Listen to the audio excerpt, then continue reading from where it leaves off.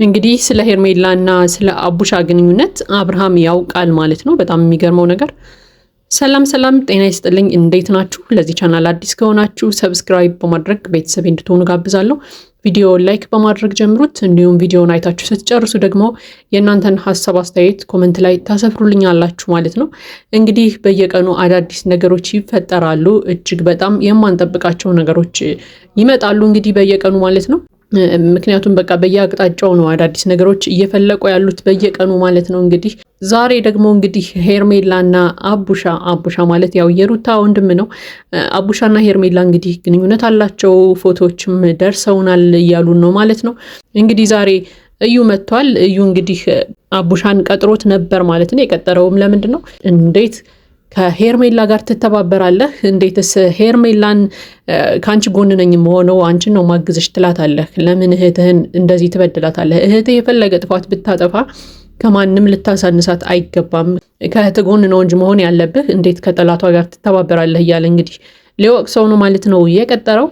በጣም በሚገርም ሁኔታ እዩ እንግዲህ አንዳንድ ነገሮችን ሲያነሳ ነበር። ያው እንደውም ሄርሜላ የሆነ ፋይል ይዛብህ ነው እንደዚህ ከሄርሜላ ጎን ነኝ የምትለው እንጂ በፍጹም እህትህን ያክል ነገር ትተህ ከሄርሜላ ጋር ልትተባበር አትችልም እያለ እንግዲህ ደጋግሞ ሲነግረው ነበር ማለት ነው።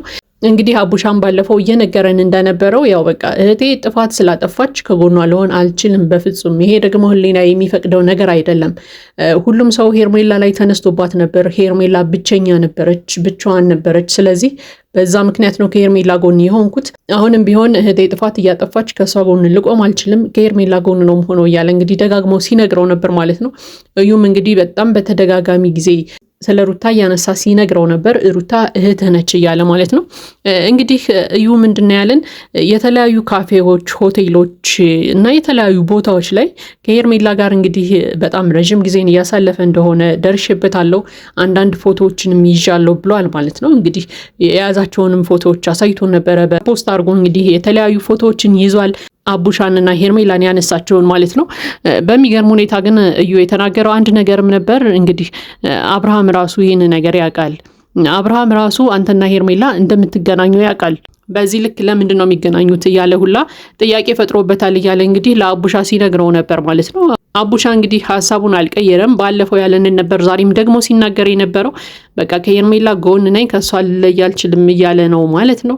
እንግዲህ እዩ እንዳለው ሄርሜላ የሆነ ፋይል ይዛበት ይሁን አቡሻን ምናልባት ያው እንግዲህ እዩ ሲልም እንደነበረው በቃ ፋይል ይዛብህ እያስፈራራች ካልሆነ በስተቀር በተአምር ከእህትህ ተቃራኒ ልትቆም አትችልም። አንተ ከእህትህ ጎን ነበር መሆን ያለብህ በዚህ ሰዓት እያለ እንግዲህ ሲነግረው ነበር ማለት ነው። አቡሻ እንግዲህ በሚያስገርም ሁኔታ ሲናገር የነበረው ምንድን ነው አይደለም ከሩታ ጋር ይቀርና ከኖቤል ጋር ራሱ ተጣልቻለሁ በዚህ ጉዳይ። ለምንድን ነው ጥፋት ስታጠፋ ከጎኗ የምትሆነው ብዬ ከኖቤል ጋር ተጣልቻለሁ እያለ ነበር ማለት ነው።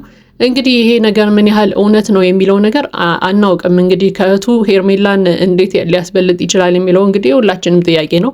ማናችንም ብንሆን ያው እህት ወንድም ቢኖረን እህቶቻችን ወይም ወንድሞቻችን ጥፋትን ቢያጠፉ ከእህቶቻችን ጎን እንቆማለን እንጂ ከጠላቶቻቸው ጎን አንሰለፍም ማለት። ደግሞ በሄርሜላና በሩታ መካከል ያለው ነገር ከተለያየ ሰውነትም አንጻር ብቻ ሳይሆን ጠላትም ናቸው። በቃ ሩታ የሱ እህት ስለሆነች ሄርሜላ ስላልሆነች ብቻ ሳይሆን ጠላቶች ናቸው እነዚህ ልጆች።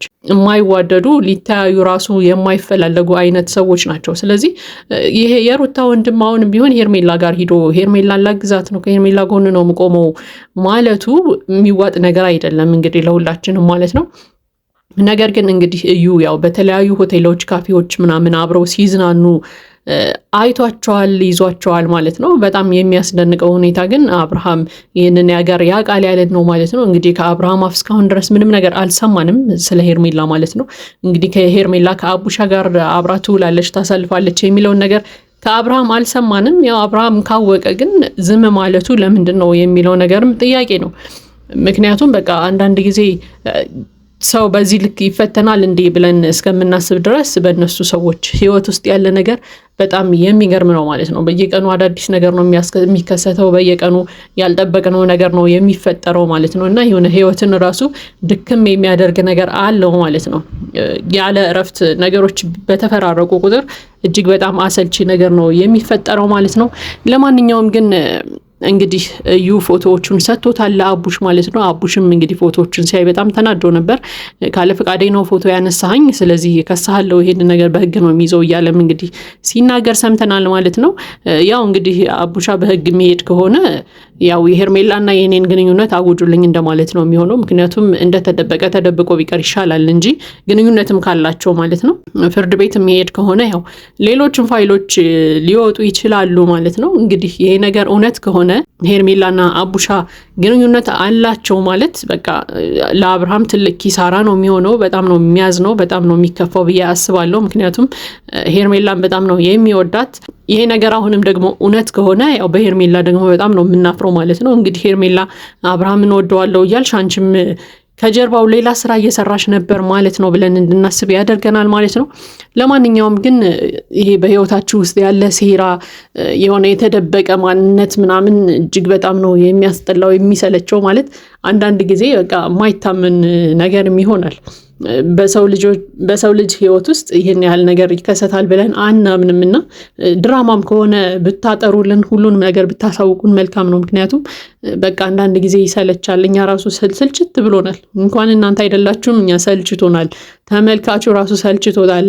የእናንተ አዳዲስ ታሪክ በየቀኑ የሚፈጠረው ነገር ማለት ነው። ስለዚህ እንደዚህ አይነት ነገር በማናችንም ህይወት ላይ በአብዛኛው ሰው ህይወት ላይ አይፈጠርም። እንደው በጣም መከራ የበዛበት ህይወት ቢባል ራሱ እንደው በህይወቱ 1-2 ጊዜ ምናምን ሊፈተን ይችላል ሰው እንጂ በዚህ ልክ በየቀኑ አዳዲስ ፈተና ሊመጣ አይችልም። ለማንኛውም ግን ያው ሄርሜላና አቡሻ ያላቸው ግንኙነት እውነት ሊሆንም ላይሆንም ስለሚችል አብርሃም ትንሽ ነገሮችን ከሄርሜላ ጋር ያው የምር ከማድረግ በፊት ነገሮችን ብታጣራ ትንሽ ጊዜ ብትወስድ መልካም ነው ብዬ አስባለሁ። ምክንያቱም አሁንም ቢሆን ዘው ብለህ የምትገባበት ነገር እንዳይሆን ትንሽ ጥንቃቄ መውሰድ አለብህ ብዬ አምናለሁ። ለማንኛውም ግን ሄርሜላ ጋር ያሰብካቸው ነገሮች፣ ያሰብካቸው ቁም ነገሮች፣ ያሰብካቸው የወደፊት የአብሮነት ጊዜዎች ሊኖሩ ስለሚችሉ እነሱን ነገሮች ከመወሰን ከማድረግ በፊት ትንሽ ጊዜ ወስደህ ነገሮችን ብታጣራ፣ በዙሪያ ያሉ ነገሮችን ቼክ ብታደርግ አሪፍ ነው ብዬ አስባለሁ። ለማንኛውም እንግዲህ ፈጣሪ ይርዳህ። ነገር ግን ያው ከፈጣሪ በታች ደግሞ ራስህን ልትጠብቅ የምትችለው። ስለዚህ ነገሮችን በደንብ አጣራ። በዙሪያቸው ያሉ እንግዲህ የሚያሰጓችሁ የሚያጠራጥሯችሁ ሰዎች ካሉም ለግንኙነታችሁ እነዛን ሰዎችም ለማራቅ ሞክሩ። ነገር ግን እየተሰራብህ ያለው ሴራ አሁንም ቢሆን ላይቆም ስለሚችል ወይም ደግሞ አላለቀ ሊሆን ስለሚችል ትንሽ ነቃ ደንገጥ ብለህ እንግዲህ ራስህ ብታጣራ፣ ነገሮችን ቼክ ብታደርግ መልካም ነው የሚል ሀሳብ አለኝ። ምክንያቱም ያው ሁላችንም እንግዲህ ሄርሜላን አልጠረጠርንም። ከሌላ ሰው ጋር ትሆናለች ብለን እንግዲህ ከሌላ ሰው ጋር ትገናኛለች ብለንም አላሰብንም። ነገር ግን ያው ፎቶን የሚያክል ነገር መጥቷል። እንግዲህ ፎቶውን አይተን ነው ለማመን የተገደድ ነው። ያው ግን ፎቶውም እንግዲህ ኤዲት ሊሆን ይችላል። ያው የዘመኑ ነገር አይታወቅም። ለማንኛውም ግን ነገሮችን በዙሪያ ያሉትን ነገሮች ትንሽ ብታረጋጋቸውና ጊዜ ብትሰጣቸው መልካም ነው የሚል ሀሳብ አለኝ። እንግዲህ ይሄ የኔ የግል ሀሳብ አስተያየቴ ነው። የእናንተን ሀሳብ አስተያየት ደግሞ ኮመንት ላይ ያስቀምጡልኝ። ለዚህ ቻናል አዲስ ከሆናችሁ ሰብስክራይብ በማድረግ ቤተሰቦቼ እንድትሆኑ እጋብዛለሁ። መልካም ጊዜ ይሁንላችሁ።